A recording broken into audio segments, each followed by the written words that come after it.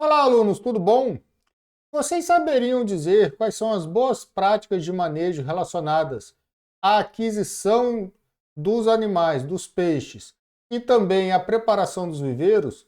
Se você não sabe a resposta a essas perguntas, fique comigo que logo depois da vinheta a gente vai conversar sobre isso.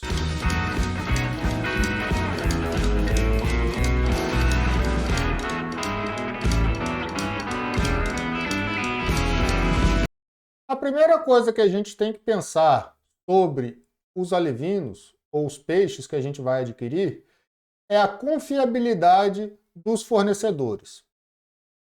Quando a gente está falando então da questão dos peixes, né, da recepção dos peixes, uma coisa que é importante é que esses peixes estejam adequadamente acondicionados.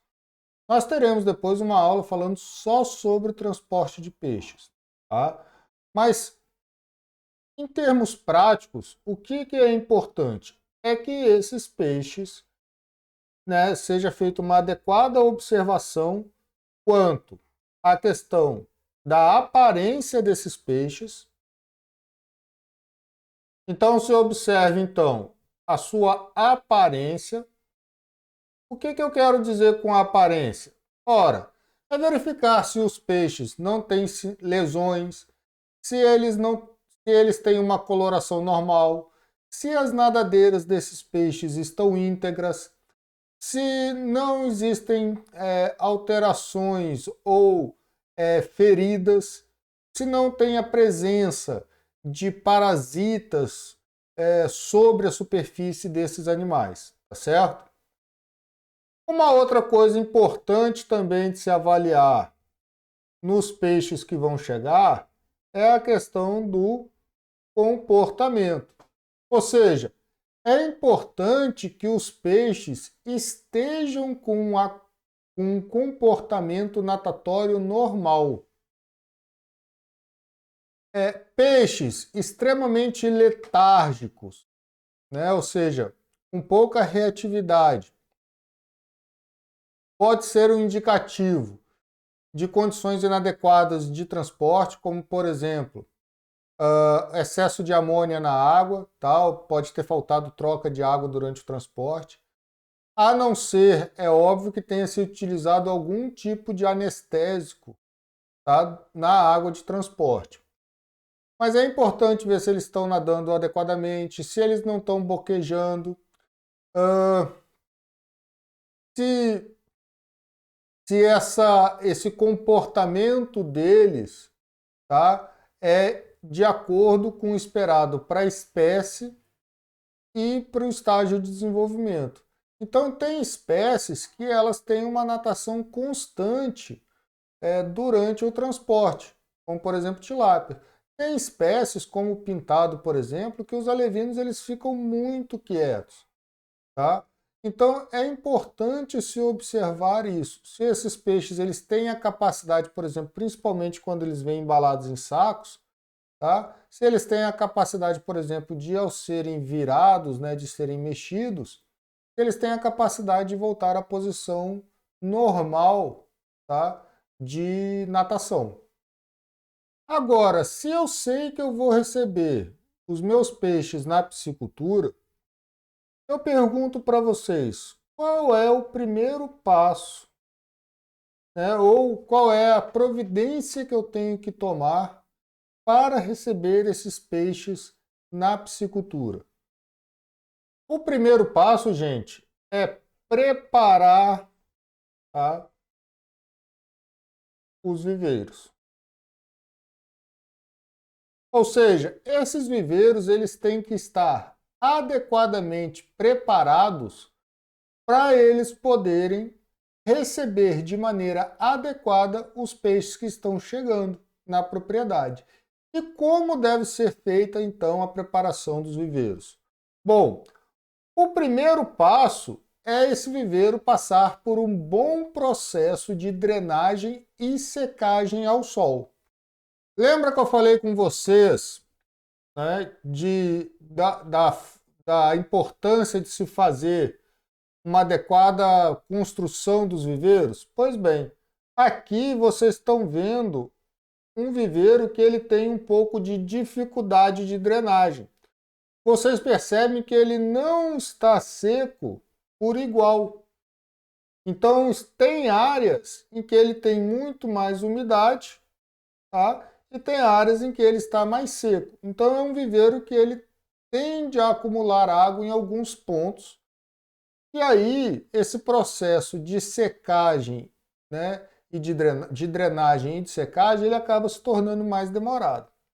Então, o que primeiro a gente tem que fazer para preparar os viveiros, né?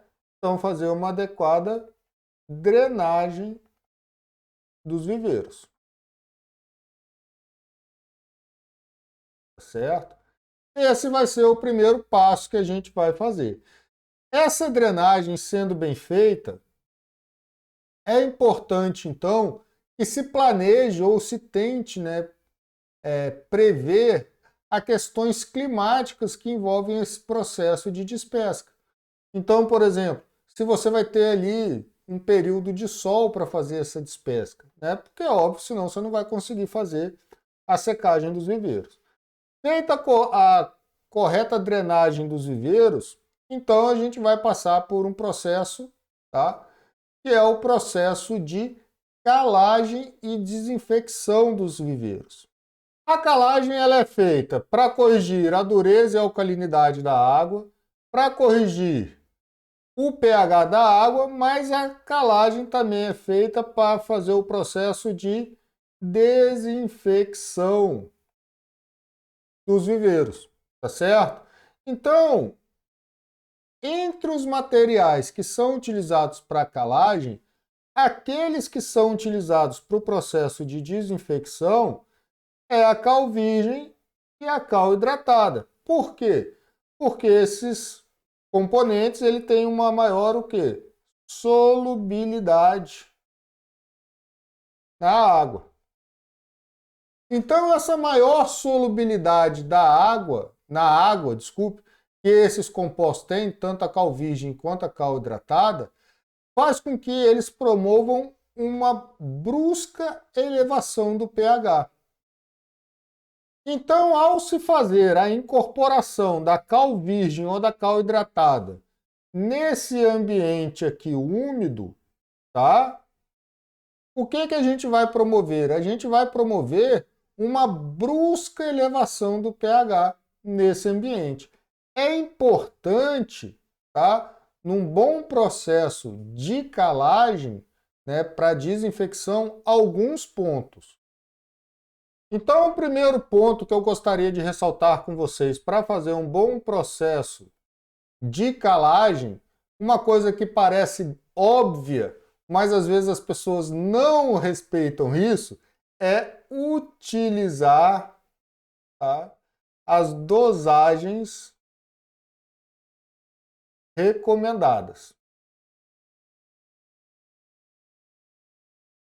Então, assim, em geral, se recomenda alguma coisa em torno de 200 a até 400 gramas, tá?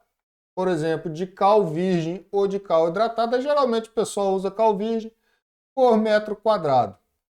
Então, quando isso vai dar de 2 a 4 toneladas por hectare de viveiro. E aí as pessoas acham muito, e aí usam muito menos. Entendam que, a depender da quantidade de matéria orgânica no fundo dos viveiros, a depender da umidade, tá? E da eficiência no processo de incorporação, tá? Não vai ser eficiente essa calagem se não se utilizar as dosagens recomendadas, tá bom? Então, como é recomendado fazer o processo de calagem? Esse processo de calagem vai ser feita a distribuição de maneira uniforme por todo o viveiro, tá? Com um fator que é jogar né, ou aumentar a quantidade nas partes mais úmidas ou nas poças d'água que se formam. Qual é o objetivo disso, gente? É fazer com que essa brusca elevação de pH mate todos os ovos, estágios larvares, parasitas, e qualquer outro organismo indesejável que possa sobreviver nesse ambiente de umidade dos viveiros. Além desse processo de distribuição, tá, homogêneo, é bastante interessante que você faça o quê? O processo de incorporação dessa cal virgem nesse ambiente úmido. Então você pode incorporar isso, seja através de algum implemento agrícola ou até manualmente, né, dependendo do tamanho do viveiro, tá certo? E aí, após esse processo, vai ser feito então um processo de secagem desse viveiro, né? E quanto tempo esse viveiro vai secar? A gente fala em até 10 dias, mas pode ser mais ou pode ser menos, dependendo das condições climáticas do período em que está sendo feita essa secagem. O importante é que você consiga, nesse processo de secagem, tá? Comece a observar que em todo o viveiro, que a matéria orgânica, o solo do fundo do viveiro, começa a aparecer, então, essas placas, né, de rachadura do solo. Então, assim, esse perfil dessa rachadura, né, quando o solo estiver todo rachado e que for possível caminhar sobre o solo sem afundar, ou aqui, como a gente pode ver no caso, ó, até transitar máquinas sobre o solo desse viveiro, então já chegou no ponto ideal de secagem desse viveiro, certo? A partir daí, então, se for necessário, o que você vai fazer para receber esses peixes? Se ainda for necessário, você vai fazer uma calagem de correção, aí sim para corrigir pH da água, né, ou alcalinidade ou dureza, tá certo? Mas isso se for necessário, tá? E depois um processo de adubação, tá? Desses viveiros. O processo de adubação, ele pode ser feito, né, tanto com adubo químico,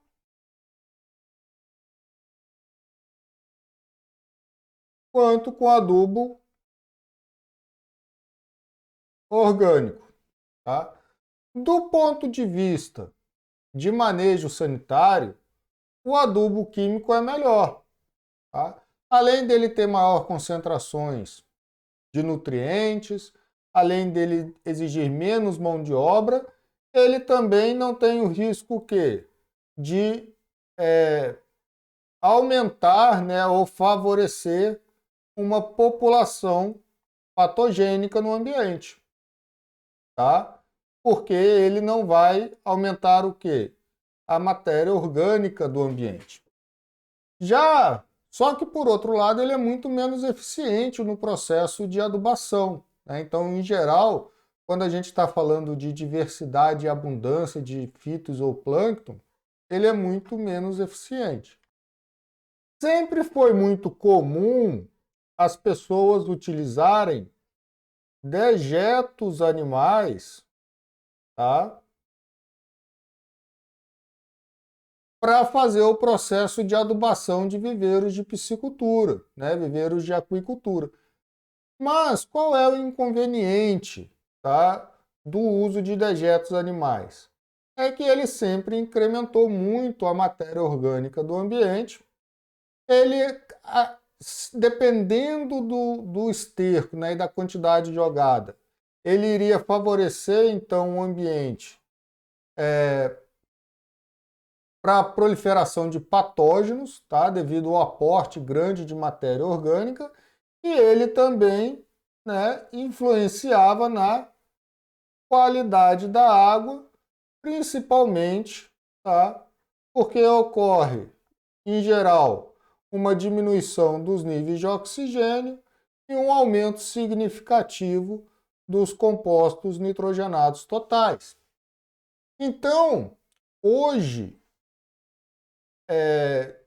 do aspecto de vista sanitário, o uso de dejetos animais para fazer adubação não é recomendado e é proibido. Então, hoje, quando a gente pensa em termos de adubos orgânicos, o que é utilizado? Farelos. Isso mesmo. Farelos vegetais que sejam abundantes na região, que tenham um baixo preço e que eles então vão ter uma maior concentração de nutrientes, maior do que a maioria dos dejetos animais, mas menores do que os adubos químicos. Então, hoje, o que se tem procurado fazer é uma adubação combinada, né? Químico mais orgânico. Então, essa adubação combinada, ela acaba sendo mais eficiente do ponto de vista de uso da mão de obra, e o uso, então, dos farelos faz com que o uso, né, desses componentes orgânicos se torne sanitariamente, então, seguro para os cultivos animais, né, para os cultivos de animais aquáticos. Então, feito o processo de calagem, desinfecção, adubação, feito o enchimento dos viveiros, a gente vai passar agora ao processo de recepção desses animais que vão ser estocados nos viveiros. Mas antes de falar da recepção dos peixes, eu lembrei que eu esqueci de falar uma coisa com vocês. Então, é importante vocês lembrarem que quando a gente está estimulando o processo de produção e proliferação do alimento natural, que isso ocorre de uma maneira em que ocorre uma sucessão ecológica, tá? Sucessão ecológica de organismos, né, nesse viveiro, tá? E aí, dependendo, tá, da espécie que você estiver estocando nesse ambiente, do estágio de desenvolvimento dessa espécie, você pode ter, então, né, se você fizesse essa adubação com muita antecedência e esse enchimento dos viveiros com muita antecedência, você pode chegar então ao desenvolvimento de animais, né, mais evoluídos que sejam capazes de literalmente de predar os seus peixes. E aí eu quero falar com vocês sobre essa bichinha aqui que é a ninfa de odonata, né, que é bem conhecida dos produtores. Então não pensem que esse animal aqui ele é capaz de predar apenas estágio larvares, não, tá? Esse animal aqui ele consegue inclusive predar, né, fases, né, esses animais aí na fase de 3 a 5 centímetros, que são conhecidos como os alevinos, também, tá? Então é importante que se você estiver estocando essas fases iniciais dos peixes, que você faça o processo de preparação desses viveiros, de enchimento desses viveiros, mas no máximo, tá? Eu vou recomendar aqui no máximo, tá? 5 dias antes.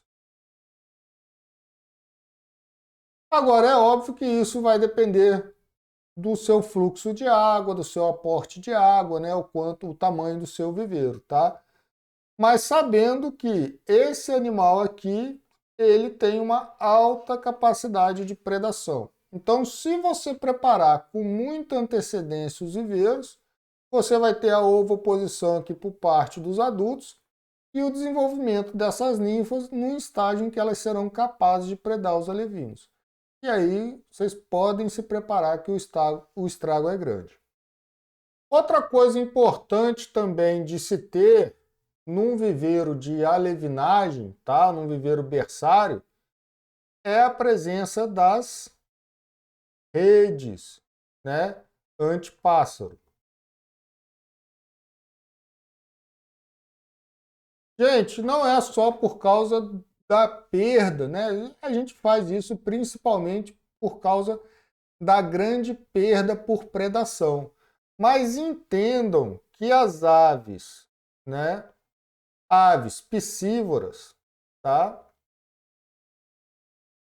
E outros animais piscívoros, ou seja, que se alimentam dos peixes desses organismos aquáticos, elas vão funcionar como hospedeiros intermediários ou hospedeiros definitivos ou como reservatórios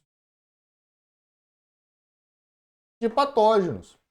Então, o que a gente quer fazer também com a colocação das redes sobre os viveiros, né, principalmente de alevinagem, é você evitar que o ciclo dos patógenos, desses parasitas, se feche. Porque essas aves elas vão de viveiro em viveiro, de propriedade em propriedade, elas vão em ambiente selvagem, então elas são uma fonte real de contaminação. Então, além da colocação, né, de redes antipássaros, também é muito comum se fazer armadilhas, né? Armadilhas sonoras, tá? Para evitar, né, para espantar essas aves do ambiente da piscicultura. Então a gente também não quer a presença dessas aves lá, então você tem que buscar meios, recursos, né, de fazer com que essas aves elas sejam espantadas, né? Existe também pessoas que têm cães treinados, né? Então cães treinados para espantar essas aves nos viveiros, ou seja, existem N alternativas. Tá? Eu já falei com vocês sobre a recepção dos peixes, e aí já falei com vocês, né, a questão de aparência, né, a questão de comportamento. Isso vale tanto para os peixes que são transportados em plástico, como peixes que são transportados em caixas, tá, gente? Então isso não faz diferença. Outra coisa importante de você observar é a qualidade da água de transporte. Essa água de transporte, ela não pode ser uma água barrenta, uma água cheia de dejetos, porque isso é indicativo de que não foi feito um bom jejum dos peixes. Então, consequentemente, eles estão sofrendo no transporte. E aí vamos lembrar, né, aquilo que a gente já conversou na nossa disciplina. Relação entre estresse, tá, e sistema imunológico, né? Então, imagine, né, um animal que foi transportado de maneira inadequada, em condições inadequadas, como ele vai chegar na propriedade fragilizado imunologicamente num ambiente novo que também vai gerar estresse a ele. Então, existindo a presença de patógenos ali, a gente sabe que sempre existe, né, a chance de ocorrer problemas é grande. Então, no caso de uma caixa de transporte, o que que você vai fazer? Você vai exatamente isso. Você vai subir em cima do caminhão, vai abrir a tampa, tá? Epa, preto no escuro não dá certo. Você vai abrir a tampa dessa caixa de transporte, vai olhar esses peixes. Se for necessário, gente, tanto na caixa de transporte quanto nos plásticos, vocês podem pegar amostras, tá, desses peixes, se vocês suspeitarem de alguma coisa, e fazer uma análise no microscópio desses peixes, fazer um raspado desses peixes, tá certo? Então vocês podem fazer como é que fala? Vocês podem fazer uma análise, né? Uma análise clínica desses animais, tá bom? Outra coisa que é importante também é o processo de aclimatação, tá? E aí a gente vai falar agora mais especificamente sobre esse processo de aclimatação dos peixes. Aqui no fundo vocês estão vendo um videozinho mostrando o processo de aclimatação de larvas, tá? Que vão ser estocadas larvas de tilápia, de tilápia não, desculpe. Se eu não me engano é de pacu. Larvas de pacu que vão ser acondicionadas no viveiro, tá? Então percebam que, como são larvas, ele está fazendo esse processo de maneira bem devagar. Ele vai jogando a água do viveiro aos poucos para a água em que essas larvas estavam, né? Na incubadora, para que possa ir aclimatando e igualando tanto a temperatura quanto outros parâmetros de qualidade de água, né? Como o pH, a dureza.